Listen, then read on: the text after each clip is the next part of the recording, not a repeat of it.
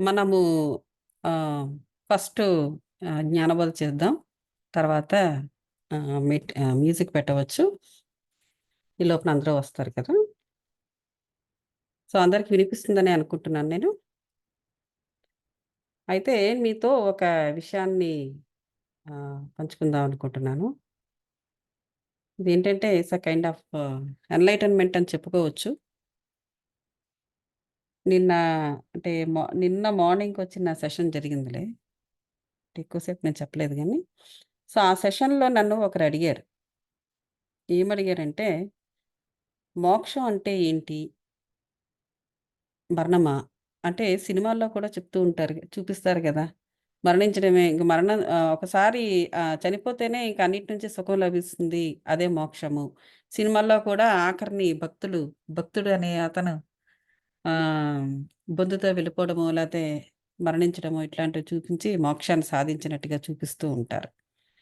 Even 'Annamayya' సినిమాలో కూడా అంతే గదా! అట్లా.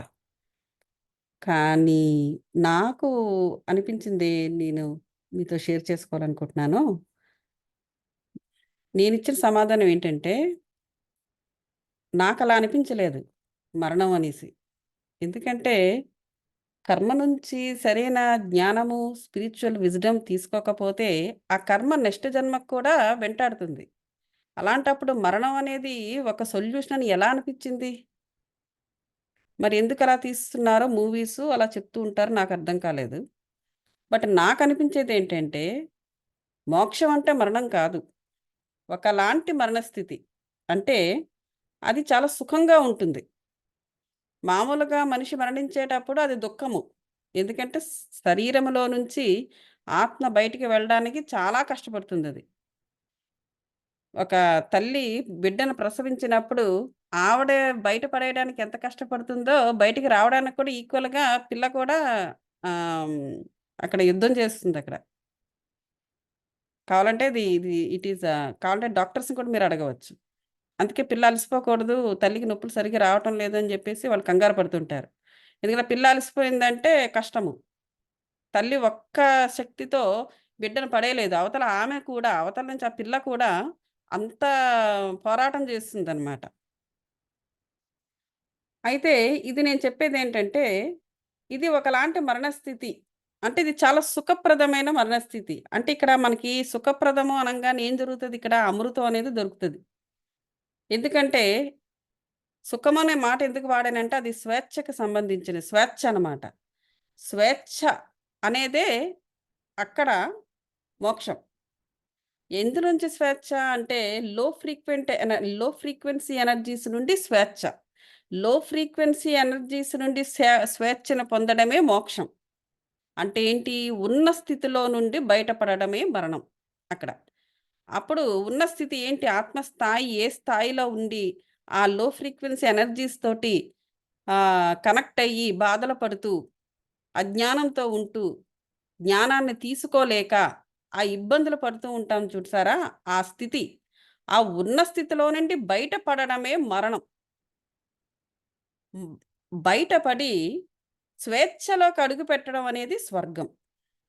సో, ఈ స్థితిని సాధించేంత వరకు మనకి మానవులకి ఏం జరుగుతదంటే, ఏ స్థితిని మరణించి స్వర్గాన్ని సాధించేంత వరకు. అంటే ఉన్న స్థితి నుంచి బయట పడడము. అంటే ఏది? ఈ లో ఫ్రీక్వెన్సీ ఎనర్జీస్‌తో కనెక్ట్ అయ్యున్న స్థితి నుండి బయట పడడము మరణము. బయటపడి స్వేచ్ఛలోకి అడుగు పెట్టడం అనేది స్వర్గం. ఆ స్థితిని సాధించేంత వరకు ఆ స్వర్గానికి, ఈ భూమికి మధ్య జన్మలెత్తుతూనే ఉంటాడు మానవుడు. వాడు అసలు ఎందుకెత్తుతున్నాడో తెలుసుకునేంత వరకు కూడా అజ్ఞానంలోనే కొట్టుకుని పోతూ ఉంటాడు. సో, మోక్షము అనేది ఏంటంటే, మన స్థాయిని పెంచుకుంటూ పోతున్నామనుకోండి, అది మోక్షంతోనే. మన మోక్షాన్ని ఎప్పుడో సాధించుకుంటూ ఉంటాము. ఆ మోక్షంలోనే మనం ఉంటున్నాము. ఆ స్వేచ్ఛ యొక్క సుఖాన్ని అనుభవిస్తున్నాము అని చెప్పేసి మనం గుర్తించాలి. గుర్తించకపోతే మళ్ళీ ఏం లేదు. ఆ లోప్ గుర్తించనంత వరకు, మన స్థితిని మనం గుర్తించనంత వరకు ఏం జరుగుతదంటే, మనకి సందేహాలు కలుగుతూ ఉంటాయి. అనుమానాలొస్తూ ఉంటాయి. ఆ సందేహము అనేది కూడా ఒక నెగెటివ్ యాస్పెక్ట్. ఒకసారి సందేహపడుతూ నువ్వు మెడిటేషన్‌లో కూర్చున్నా, అదొక బ్లాక్గా తయారవుద్ది తప్ప దాని యొక్క ఫలితం ఏది ఉండదు.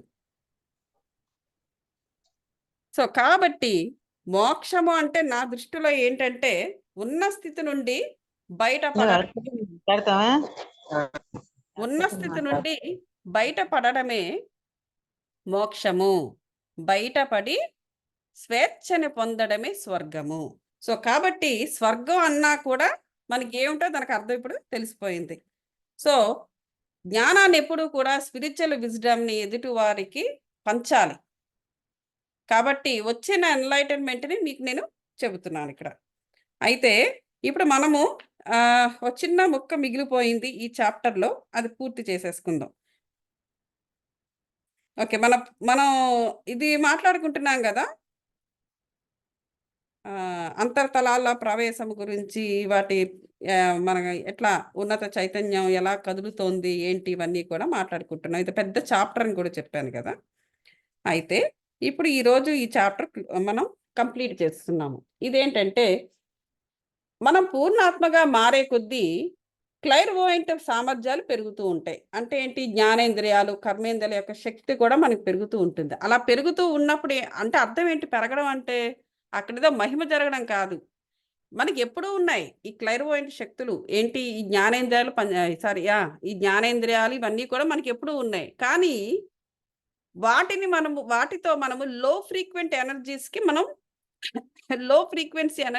మనము కనెక్ట్ అయిపోతున్నాము. కనెక్ట్ అయిపోయి అక్కడే ఉండిపోతూ మన ఊర్ధ్వముఖంగా మనం ఎదగలేకపోతున్నాం. ఓకే, ఎప్పుడైతే ఈ పూర్ణాత్మ మెల్లగా చెప్తాను. సో పూర్ణాత్మకి ఎప్పుడైతే మనం ఆ కాన్షియస్నెస్ పెంచుకుంటున్నామో ఈ క్లైర్వోయింట్ సామర్థ్యాలు అనేవి పెరుగుతూ ఉంటాయన్నమాట. ఓకే, సో కాబట్టి అప్పటి నుంచి మనం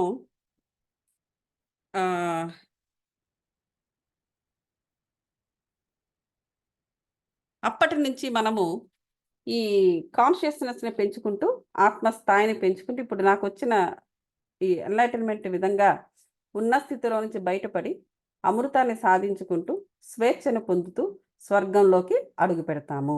స్వర్గము అంటే ఒక సపరేట్ ఇది ఉండదు.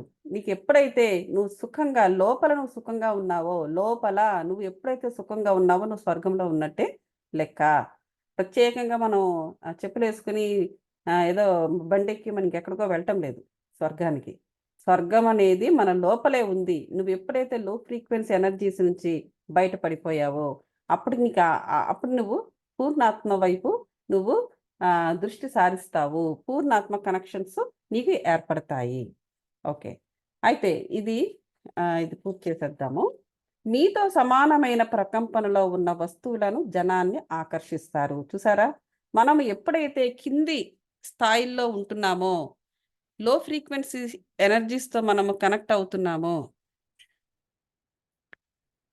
అప్పటి వరకు మనకి ఏం జరుగుతుందంటే ఆ స్థాయిలో ఉన్న మనుషులే మనకి కనెక్ట్ అవుతూ ఉంటారు, మనల్ని బాధిస్తూ ఉంటారు, మనం వాళ్ళకి రియాక్ట్ అవుతూ ఉంటాం, వాళ్ళకి బైండ్ అవుతూ ఉంటాం, మళ్ళీ బాధిస్తారు, బైండ్ అవుతుంటారు, బాధిస్తారు, బాధపడుతుంటాము. ఇదే జరుగుతూ ఉంటుంది అనమాట.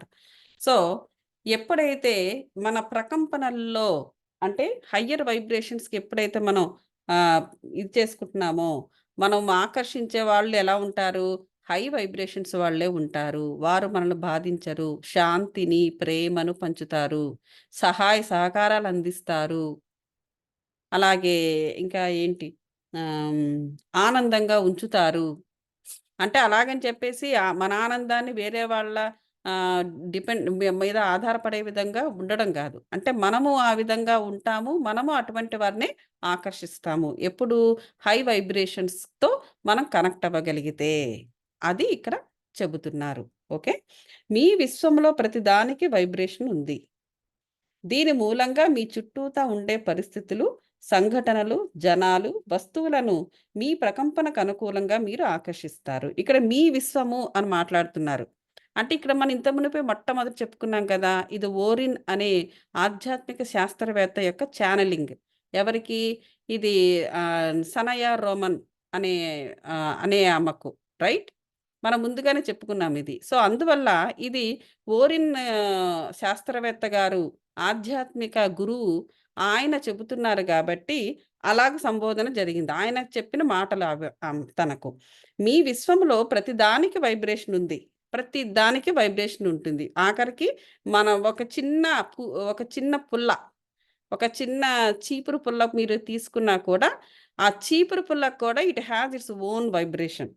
దీని మూలంగా చుట్టూతా ఉండే పరిస్థితులు, సంఘటనలు, జనాలు, వస్తువులను మీ ప్రకంపనకు అనుకూలంగా మీరు ఆకర్షిస్తారు. మనలో ఎటువంటి ప్రకంపనలున్నాయో, అటువంటి వాటినే మనం ఆకర్షిస్తాము. మనకి లో ఫ్రీక్వెన్సీస్ గనక మనలో రన్ అవుతూ ఉంటే, అటువంటి ఫ్రీక్వెన్సీ ఉన్నవారు, ఉన్న వస్తువులు, ఉన్న పరిస్థితులే వాటికి మనం ఆకర్షిస్తాము. ప్రేమించగలగడం అనేది ఒక గొప్ప వరం. ఇతరులను ప్రేమించడం ద్వారా ఈ ప్రకంపనను పెంచుకోవచ్చు. అంతకన్నా మంచి విషయాలను కూడా ఆకర్షించవచ్చు. చూసారా? ప్రేమించడం అనేది చాలా ఈజీ మనకు. రైట్? ఇది మన సాధనకు చేయగలిగితే. ప్రేమించడము అంటే ఏంటి? ఇప్పుడు చిన్న పిల్లల్ని ప్రేమించడం అంటే ఏంటి? అక్కడ వారిద్దరి మధ్య ఉన్న ముఖ్యమైన వ్యత్యాసం ఏముంటుంది? ఒక పెద్దవాళ్ళు, చిన్నవాళ్ళు. వయసులో వ్యత్యాసం ఉంది. ఆ వ్యత్యాసాన్ని పక్కకు తీసేయాలి.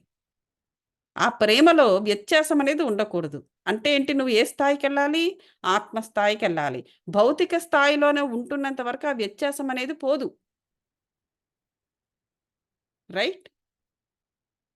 ఆ వ్యత్యాసం అనేది పోదక్కడ. మీరు ఒక్క క్షణము ఉండండి. ఆహ్, నేను మర్చిపోయాను. ఆహ్, వాళ్ళని కూడా కలపాలి. ఆహ్, ఆహ్, వాళ్ళని కూడా కలపాలి నేను మర్చిపోయాను. ఒక్కసారి ఆహ్, వాళ్ళకి ఒక్క క్షణము. మీరు వేరే లింక్ మీదకి ఇంకో లింక్ మీదకి కొంచెం కనెక్ట్ అవుతారా ప్లీజ్? నేను ఇప్పుడే పెడతాను. మీకు తెలుసు కదా అది. బట్ కొంచెం ప్లీజ్ కనెక్ట్ అవ్వండి. వాళ్ళు అక్కడే ఉన్నారు. I forgot.